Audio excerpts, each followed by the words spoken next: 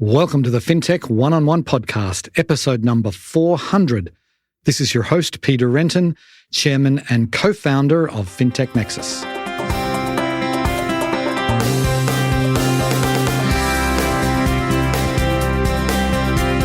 Before we get started, I want to talk about our flagship event, FinTech Nexus USA, happening in New York City on May 10th and 11th. The world of finance continues to change at a rapid pace, but we will be separating the wheat from the chaff, covering only the most important topics for you over 2 action-packed days. More than 10,000 one-on-one meetings will take place, and the biggest names in fintech will be on our keynote stage. You know you need to be there, so go ahead and register at fintechnexus.com and use the discount code PODCAST for 15% off. Today on the show, I'm delighted to welcome back Dee Choubey. He is the CEO and co-founder of MoneyLion. Now, had Dee last on the show, it was almost 6 years ago, and a lot has changed in that time. For one, he runs a public company now.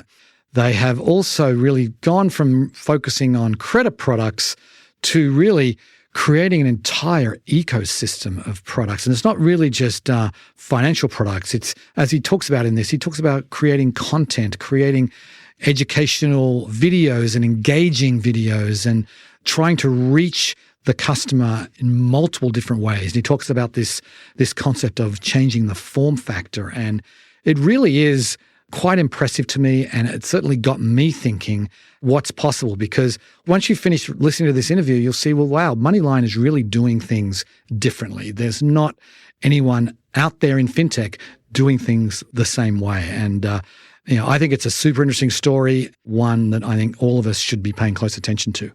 Hope you enjoy the show. Welcome back to the podcast, Dee. Thanks for having me, Peter. Okay, my pleasure. It's been a few years since you've been on the show. Quite a bit has changed.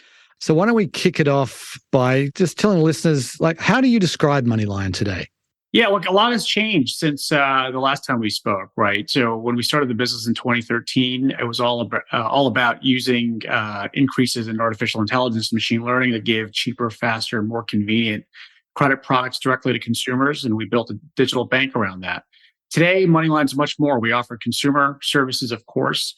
We also have a very vibrant and growing enterprise business. If you think about MoneyLion as the advice and content layer, and the strategies then to monetize the impressions and the consumers that we're bringing in through that value proposition, through the neobank strategy, which is, again, digital banking, credit products, investing, roundups, the impression strategy, as well as the enterprise business, which is now a network that we provide as a service to match supply of financial leads with product partners that fulfill every type of financial product that you can think of, from personal loans to student loans, mortgages, insurance, auto loans, credit cards. So then when you look at your overall business, and now you've got millions of customers now, but what's the typical MoneyLion customer? Yeah, look, so, we're intentionally mass market. The ideal customer is a $40,000 household all the way up to a $150,000 household. They're typically underserved by the existing money center banks. 30 to 35% of our users are gig economy workers. And that's really where we excel, where we can provide very customized, personalized products to consumers that don't fit into the boxes of a traditional financial institution, right? So our paycheck detection capabilities, our ability to really help consumers in times of excess when they may be earning a little bit more than they're spending, giving a lot of advice and content around taxes, around buying, all around inflection points, buying a house, buying a car, leasing, paying taxes, all the way to times of need where they may be in between jobs or thinking about learning how to make more money, and helping them through some of our credit products that we have, right? On our network side, it's even a bit more, mass market, if you will, with the average consumer having a FICO score of at least 720 on that side, all the way up to 850. Right. Okay.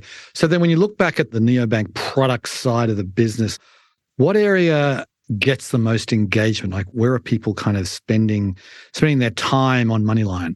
Yeah, look, if you think about, our core consumer value proposition, it's integration, right? It's a platform of products. It's one piece of software that's part bank, part investment advisor, part lender.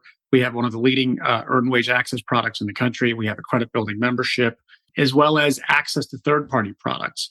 given our integration with our marketplace, we can now offer in a very seamless experience, myriad of third-party products right into that consumer flow. So that bank account continues to be the hub of the relationship. It gives us a ability to have a very personalized conversation with our consumer because we know how much they earn on Thursdays, how quickly that paycheck decays by the next week.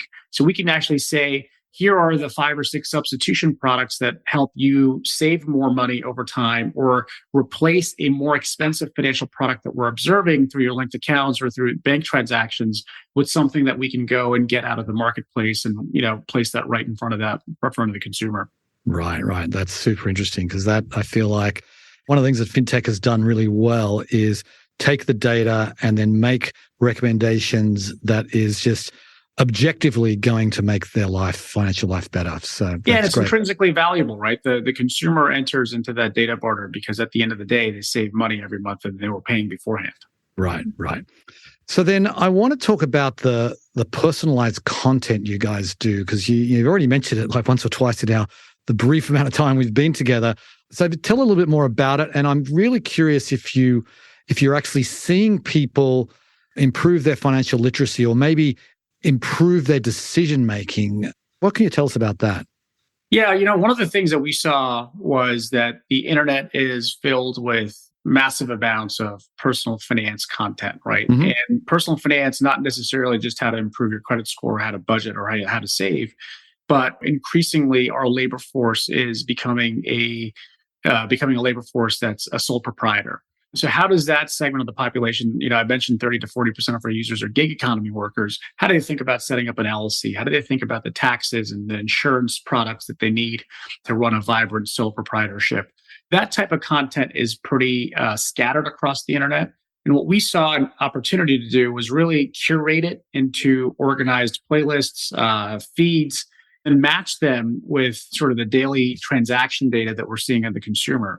That personalization, every time you open the MoneyLion ecosystem, whether it's our app, whether it's our social feeds, whether it's a website, whether it's interacting with our shows, they're personalized down to the income generative capability of the consumer and the aspirations, the preferences, the intent that we're seeing that consumer display across multiple ways. They can tell us, just like you would personalize your Pinterest board or just like you would personalize your Twitter feed, our consumers are now personalizing their MoneyLion feed, much akin to social media platforms. So we think of that as a form factor change. We're not quite there in terms of really kind of delivering that form factor change from a results perspective, but we're seeing green shoots where we're becoming that daily destination that, I hate saying it this way, but it's the best way to kind of make the analogy, the TikTok of finance. The more you're spending time on a topic that pertains to you, you can upvote, you can see more of that type of content. You can see how the community, the best gig economy workers, the best creators and influencers are optimizing their savings, their wealth management activities, their taxes, and you can learn from the best. And that community element combined with our first party ability to create content. Remember, we bought a company a year ago, which was a media studio. So we have media generation capabilities in Jersey City and Los Angeles that allow us to go directly and create those stories on our own behalf, whether it's podcasts, short forms, and embed them in otherwise what would be a pretty static financial services experience. Wow, I really love that, Dee, because it is taking it to the next level. And as you say, you have so much data on these people. And I imagine, the more you personalize it, it's probably a flywheel effect, right? The more you personalize it, the more they engage and the more you can personalize it. Yeah, look, I think in a lot of ways, the neobanking business model was historically always predicated on generating interchange and ancillary bank transaction fees. What we saw an opportunity was actually to use the neobanking model to get to know the consumer really well, and then really create a platform for delivering benefits on a daily basis. So what that does is it creates more impressions for us. It creates an opportunity for us to really increase that lifetime value for the consumer over a longer period of time. Right. I won't name names, but I log into my bank every morning. So it's part of my morning routine just to see that nothing strange is going on, what's going on there. But I'm given the same screen every single day, and I don't learn anything other than what are the last transactions in my account. People are very engaged with their financial lives. And so I imagine people logging in every day. What's the engagement? we're seeing a 300% increase in engagement quarter over quarter. Wow. And that engagement is the same engagement that sort of social media peers would use, like a TikTok, like an Instagram. On a similar metric, we're seeing 300% increase. So initially, we heard the feedback that, hey, look, people want to come into their bank app and they want to see the balance and they want to get out as quickly as possible. And that, really think about this as a weekly active user or a monthly active user. But our idea was that we can actually get, with the right content and the right personalization and the right advice, not ads, a daily active behavior through this platform. And we're seeing that again. And we're seeing people share, the referrals as a percentage of our total new accounts are on the rise. Word of mouth is on the rise. And it just lends to more peer-to-peer, more social finance activities, ultimately bringing down customer acquisition costs. Because these business models, there's a hyper focus on business models these days, right? Are we building sustainable business models across cycles when interest rates are low and when interest rates are high? And we categorically believe that this strategy is all weather, it's resilient, it's durable, because we have the opportunity to converse with the consumer at every financial inflection point in times of excess as well as in times of need. Right, right. Interest rates are obviously rising, and there's a lot of talk about a recession next year. How are you kind of adjusting your business with that backdrop? We've been at it for just about 10 years. We have a near-decade experience now in acquiring consumers, retaining consumers, conducting KYC, AML, and providing various types of products. So we feel like we have significant amount of levers that we can pull. But I would say that the American consumer right now, at this moment in time, is holding up rather well. Unemployment still is unacceptable. And in fact, it's historically still fairly low. We're not seeing any concerns right now, whether it's on provision rates or NPLs or delinquency rates or roll rates. And we're seeing a consumer that's able to pay their obligations. But what we are foreseeing, though, is that a lot of large employers are holding layoffs in their back pocket for Q1. And we're anticipating that that unemployment rate will go up in Q1 and Q2 until there's an equilibrium between unemployment and interest rates. And I think that's what you're seeing the entire market really react to. On our enterprise side of the business, we are highly exposed to advertising spend. Right. We provide our marketplace as a service capabilities to some of the largest fintechs in the world. And I think we kind of publicly say, some of those clients include the likes of SoFi and Lending Club and Upstart, as well as myriad of banks and credit unions and other financial institutions, including insurance providers and credit card companies. There, sort of this precipitous rise in interest rates has certainly affected mortgage originations. It certainly increased the cost of capital, both to provide and both to warehouse personal loans.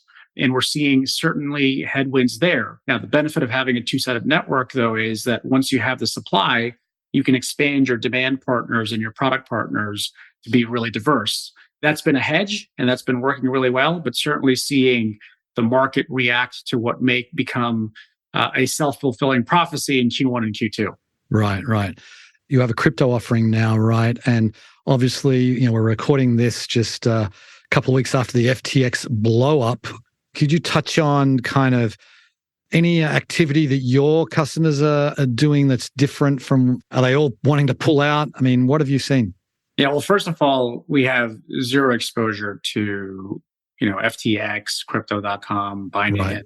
That's good. And if you remember, crypto for us is part of the content strategy, part of the education, part of the financial literacy, part of the daily active use. You can log into MoneyLion and you can tell us how you feel about Bitcoin. You can tell us how you feel about Ethereum and Litecoin. We only support 4 coins right now. Of course, Bitcoin, Ethereum, Bitcoin Cash, and Litecoin. We're not exposed to the Solana ecosystem or the Dogecoin or the Shiba ecosystems or even other altcoins. We, of course, provide the ability to track them and monitor them. We are not seeing any changes to the behavior. In fact, we're seeing roundups go up. The primary use case for crypto inside of the MoneyLion ecosystem is consumers can round up their debit card transactions on their bank account, both our own as well as your expenditures on Capital One or Chase or Amex. All of them can be rounded up into Bitcoin. And in fact, we use that as an opportunity to say that, look, if you're taking a long-term view on the usefulness or the applicability of these coins, this is a great time to continue dollar cost averaging when it's seemingly at a significant discount to where it was 6 months ago and a year ago. Right, right. Okay, so I want to go back and talk about Even Financial. I think it was last year that you made that acquisition. It's been a while. Yeah, February. We announced it about a year ago, and then February we closed it. Right. Okay. It sounds like you've really gone all in and integrating this into your business. But tell us a little bit about what have you done to the Even Financial platform that, maybe you can describe what it was when you bought it and what you kind of wanted it to be or want it to be. Yeah, look, I think it's an incredibly powerful platform. It is a true two-sided network with over 500 channel partners that are publishers across the internet. And these are some of the most iconic and top consumer-facing websites, starting from CNBC.com and going down. And then on the other side, we have over 400 product partners. So these are providers of personal loans, high-yield savings accounts, insurance products, mortgages, even though that's muted right now. It's still a very important part of the network. Credit card offerings, auto loans, credit building, all the way down to near prime and subprime offers, including debt relief and others. It's a really powerful network. The overall strategy here for us to have a consumer business, a media business, and a network is to have that flywheel, right? So we want to take some of our media assets. If we're creating content feeds, if we're doing MoneyLion University, if we're doing original series, we want that to be available for everybody on the Even Financial network. In fact, we're going to be really branding it all together as part of the MoneyLion family very soon. But that network has the benefit of our media business that every one of our 400 product partners can use to improve their own marketing funnels, whether it's acquisition, whether it's retention. We want that media business to be democratized across that network. Right. Our consumer business is a publisher in its own right with significantly scaled daily active impressions and daily active and monthly active use. We are very agnostic. We still hear questions about, hey, do you compete with SoFi, or do you compete with this provider or that provider? And the answer is definitively not, right? Because the strategy with the consumer business is to be a publisher around financial advice and financial content. So we're happy to provide and actually take an Amazon-style strategy where we're encouraging our consumers to think about the best path towards meeting a financial goal, as opposed to our path to meeting a financial goal. Now, if our first-party products, whether it's our credit building membership, if people need to increase their credit score, or if it's our Instacash product where, providing earned wage access, then certainly they act as complementary products. But for the most part, our consumer business acts as a very powerful publisher of recommendations of the products that are happening on our network. And then we're amplifying the use case of those products through very contextualized short videos, podcasts, the community. How does someone else think about refinancing a home? How does someone in Texas think about redoing their kitchen? And when they redo their kitchen, they of course say, we looked at these 4 options for my home repair loan. And that again creates a flywheel because we're providing a lot of context around how very smart Americans and consumers already on the MoneyLion consumer side are using the network products. Right. So I want to go back to the media piece. So when you're saying you're creating original content, like you're not competing with Netflix, I imagine, but is the original content going to that person in Texas who's redoing their kitchen and interviewing them? I mean, what is sort of the thrust of what you're focused on there? It's actually very interesting, right? So the media business that we bought already had a network of over 1,000 creators. And these are some of the top influencers on TikTok, on Instagram. They were already creating post-production services for, analytical services for, distribution services for. So they were able to go into that existing network and said, hey, look, why don't you also post the same content that you're putting across the internet also on MoneyLion? Instead, we're not taking every piece of content. We're taking a piece of content that's money adjacent, right? In life, as it happens, most conversations have some element of money involved. So assume, 70 to 80% of the content that's being created by a top influencer on TikTok has some money adjacency. Then our ingestion capabilities, this is where the machine learning, the AI all comes in place to match that piece of content, not randomly, but when we see there's a match with an inflection point that a consumer may be having. That's really a superpower. I think that's really where, the power of the media business sitting next to a consumer finance, fintech business, next to a network is misunderstood a little bit by the markets. But I think as we start showing some of the engagement benefits that drive ultimate impressions and ultimate monetization through monetizing those impressions, that business model really will prove out to be one of the ones that are more resilient and more durable to keep acquisition costs low and customer retention high. Right. So rather than advertise on TikTok, you're bringing TikTok inside your business, it sounds like. So is the idea is it to be like a mini TikTok in and of itself? Like you want people to go in, watch a video, maybe watch another video and another video? Is that like, how are people, the individuals, supposed to engage with this? Yeah, that's the ultimate end goal for what we are building. Clearly, that's not going to happen overnight because we're taking a business that was just a consumer fintech business and we're integrating and we're getting the benefits of synergies. But when this is working at scale, that's exactly right. We want to be the definitive search engine for financial products. And we want that search to be hyper personalized to the consumer, to the geography that they're looking in. You can go to Google and say, I want to buy a house, and you'll get lots of offers for mortgages. But if you go to MoneyLion in the future and you say, I want to look for a house, it will know that you're in Dallas. It will know your income profile. It will know your preferences. It will know where you may potentially be living now. And the search results will be not only the type of house you can buy, but a mortgage financing offer to help you really act on that faster, plus content for how to optimize in that geography and in that location a house buying process.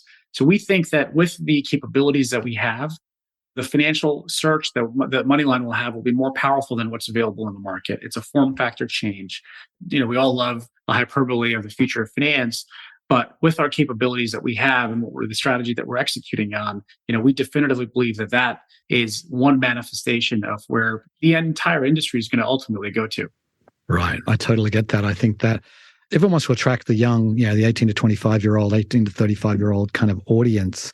The influencers seem to have a lot of real sway over these people. So I know my son, he's on soccer TikTok all the time. And that's the sort of thing where he is gaining his knowledge. And he's only 16 years old. So it's not like he doesn't care about learning about finance or anything. But I could see that I don't think fintech has really caught up to this yet at all. But this new generation coming on, they're going to get a lot of their knowledge from these video platforms, right? 100%. That's the stat that really kind of, piqued our attention, was just the idea of how many Americans get their financial advice from social media. Mm-hmm. Oftentimes, it's not vetted, it's not trustworthy. Right. So we play a little bit of a part in making sure that it's responsible content from a curation perspective that we allow into the feed and into the playlists that our consumers see. Right. I think that's super important. And I mean, you're at the forefront there, because I think in a decade or even in 5 years, everyone's going to be thinking this way, but they certainly aren't yet. But anyway, I want to talk about marketing channels. A few years ago now, when I saw you at Money 2020 and you had I don't remember the exact type of car. NASCAR, right? Yes. So you've really gone all in on a marketing channel for that. I think I've seen you with like the NBA, Junior League or G League, whatever they call it. So what's the strategy there? The idea of really owning the culture of money can be translated into various segments, right? Historically, we were limited in our segmentation. So what we realized that we had to do was we had to become part of communities. So some of the communities that, we've really chosen to amplify what we stand for, our vision and our mission, have been NASCAR. We've been part of NASCAR in various ways for almost 5 years now, first with Team Penske and now with Team 2311, which is Michael Jordan's racing team. And we're really, aligned with folks like Bubba Wallace and Kurt Busch, who have a real desire to humanize financial services, humanize kind of, thinking about the right financial decisions for the NASCAR community, for the underserved communities. So we're trying to align ourselves with challengers. We're trying to align ourselves with, folks that are trying to do what's right to ultimately get a step function change in their own lifestyle. So if you think about the G League, it's consistent with that ethos, challengers who are looking to do better. And they all become, ultimately great ambassadors for us. So those are only a couple of our strategies in terms of go to market. We're doing a lot with NIL. We're the official mobile banking app of Influencer, which is one of the largest networks of leading college athletes. We're now starting to really increase our presence on college campuses as really the money app, the every time you money be a MoneyLion. And really the idea there is let us be a free resource for people starting out in life to really learn about all the things that we're not taught in high school or college about personal finance, everything from budgeting, saving, investing, crypto, 401ks, retirement planning. All of it really should start when you're 20, 21, 22 years old. So these types of sponsorships help us with really kind of increasing the awareness of the incredible things that our product team is putting into the product. Right. I want to get to a couple more things before we close here. Everyone realizes that there is a fintech bear market when it comes to raising capital, when it comes to valuation. Certainly the public markets have been hammered, and you've been hammered along with the rest of the industry. How has that impacted you? How are you navigating this bear market in fintech? This year, we saw a sudden and precipitous rise in interest rates, right? So what that does is it has a lot of pull on a lot of things from just how capital is allocated, right? And we saw a huge monetary policy unwind from the pandemic. But what you have to remember, Peter, is right, it's never as good as it seems, and it's never as bad as it seems, right? Right. So probably wasn't as good as it seemed last year or the year before when everyone was printing multi-billion-dollar valuations. We took advantage of that market to raise a significant amount of capital through our SPAC transaction. And now is the time where, again, the business, when we took MoneyLion public, last 12 months, it had just under $80 million of revenue. This year, we will do upwards of $320 million of revenue, right? And as you said, the stock's off significantly, lost most of its value.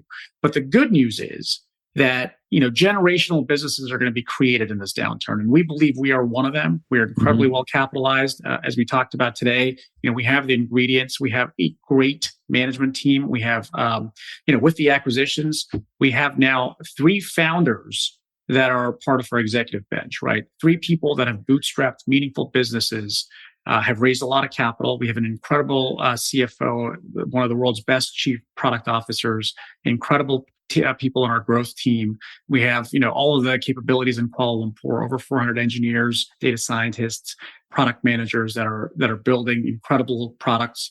None of that has changed for us, right? So when I see kind of the reaction in the stock market, a lot of it to me means that it's a big misunderstanding that fintech still has incredible opportunities to create form factor changes. We continue to have a significant cost advantage. It may not be apparent if you look at the 10Q, you'll see that, fine, MoneyLion had a $14 million loss in adjusted EBITDA, but we're bringing that down sequentially quarter over quarter. What the public markets do is they don't necessarily care too much about the short-term future because they think that, that loss divided by the cash on hand is ultimately the way to value the business. The fact of the matter is that momentum is on our side. Despite what we see in Q1 and Q2, the diversity of the business models, the resiliency and the durability really positions us in a good spot. So we can, we have to focus on what we can control. Our team is, they're not looking over their shoulders at the stock price every day. Of course, it's better to multiply your shares and your options by a larger number than a smaller one. But the fact of the matter is that they see the green shoots that give them a lot of confidence that this is going to be a massive outcome as long as we just continue to own the execution, continue to control what we can control, and be really disciplined about what we focus on. Right. So any regrets about becoming a public company when you did, rather than just sort of hold out, maybe do it in 2024? Yeah, not at all, actually. That's a question I get all the time as well. We were able to raise a significant amount of capital. Being public forces you to be significantly disciplined. You build publicly, everything is transparent. So what that makes you do is it makes you make decisions that ultimately will result in business models that work. Actually, my wife told me this a couple of weeks ago, that it's easier to convince 5 guys in a private valuation in the private markets that, you've got a form factor changing, the next best thing that's going to change the world. It's much harder to convince the public markets. Right. It just forces you to be operating in a disciplined environment that ultimately will lead to success. The numbers catch up to the valuation eventually. If you end up with a profitable business that's generating great cash flow, you're going to be rewarded for that eventually. Closing question. What are you most excited about for 2023? I'm super excited about bringing everything that I talked about in one container to the markets, building publicly, showing the world what we've been up to in 2022. Not all of it is always apparent. If you go to our website, if you read our 10Q, we have an investor day coming up on the 8th of December. I'd love for you to be there. It's going to be live cast as well if you're not in New York. And that'll really be the unveil of consumer, media, tech, data, and network coming together in what we think is one of the most exciting stories in fintech still. Mm-hmm. Okay, well, good luck with that, Dee. It's great to catch up with you. Really impressive. What has changed really since we last chatted on the show. So best of luck to you. Thank you, Peter. Thanks for having me. Boy, there's just so much that I could really focus on there in my closing commentary. But what I really want to just point out is this different way of engaging with the customer. Like you can see that MoneyLion don't really think of themselves as a financial app. They're a tool for engaging with their core customer in a variety of different ways and engaging with them deeply. He doesn't want you just to go and check your balance every day. He wants you to really engage with the product almost like you would engage with a social media app. But so doing it not just to manage your finances, check your finances, but doing it to learn, to really engage in your financial life in a new way. And I think that's super exciting and something that I think we'll be seeing other fintechs emulate. Anyway, on that note, I will sign off. I very much appreciate you listening, and I'll catch you next time. Bye.